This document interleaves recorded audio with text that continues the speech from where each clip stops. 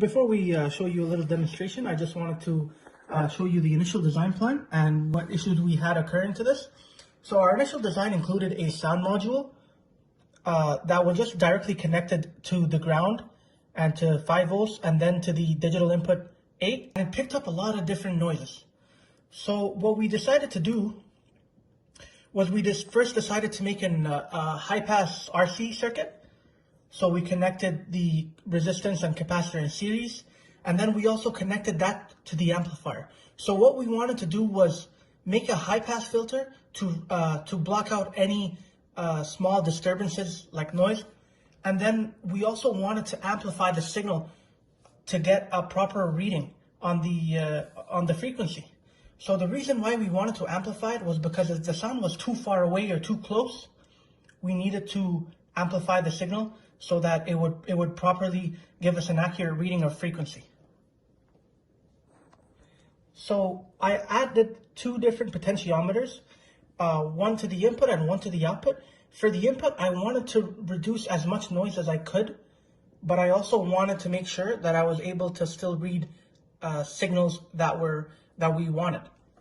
So we attached the potentiometer to the output of the amplifier so that we can amplify the signal, so that we can continue amplifying the signal that's already being amplified by the sound module, as we can see on the sound module up here. Then I've also attached LED indicators to indicate the different sounds. So when we play different frequencies, for example, when we play scream, we should know that the yellow light comes on, and when we play siren, the blue one comes on, and when we have an explosion, the red light comes on, and then when we have the crash, the green one comes on, and then we also have the OLED display that's going to display the detection, and it may read a message of instruction. Once I've amplified the signal, I then went to the oscilloscope in the design studio to get frequency readings. So from the frequency readings, I've gathered a few different isolations for the signals so that I can isolate between the different signals so that we don't have any mimicking sounds. So what I did was, for example, when we look at the siren here, we can see that the siren here is going to be greater than 1.1K, 1.2 kilohertz. So then once I've gotten the frequency, I've also wanted to make sure that we detect the right kind of sound. So for siren, we made sure that the continuity is greater than 2.5. Now the same goes for the scream and the crash. The frequency is different, so that to make sure that when we scream, the frequency is going to be greater than 530 hertz and less than 640. So once we get a continuity of the signal between those 2 ranges, we know that we have the screaming detection. We also have the OLED displaying the detection as well as instructions, and then we also have the lights here in the coding to display. For example, for explosion, we have the red light coming on and making sure that all the other lights are turned off. So now on to the demonstration. Let me just quickly put the power source in to the Arduino here. So the LCD is on this side, the OLED display, sorry.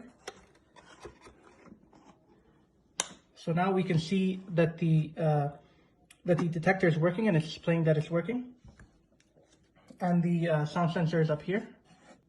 So now onto we're just gonna play a siren sound that's gonna see if the system is gonna detect it.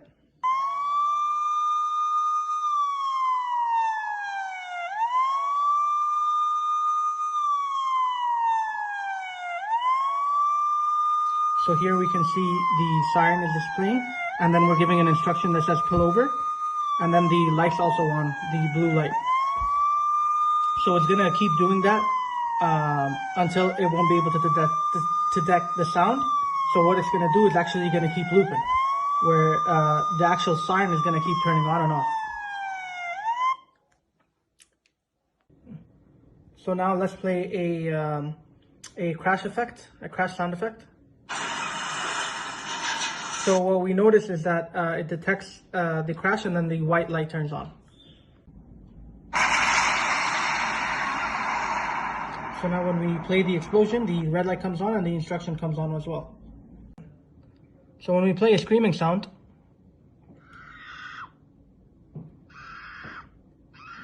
it's going to show up that the scream is on, and there it comes a light indicator of yellow. In the code, the reason why there's the continuity is that because the high pass filter doesn't block out every single noise, it just reduces the noise. So now when we play a loud sound, it's not going to affect the audio detector at all, because it's not one of those sounds. Thank you.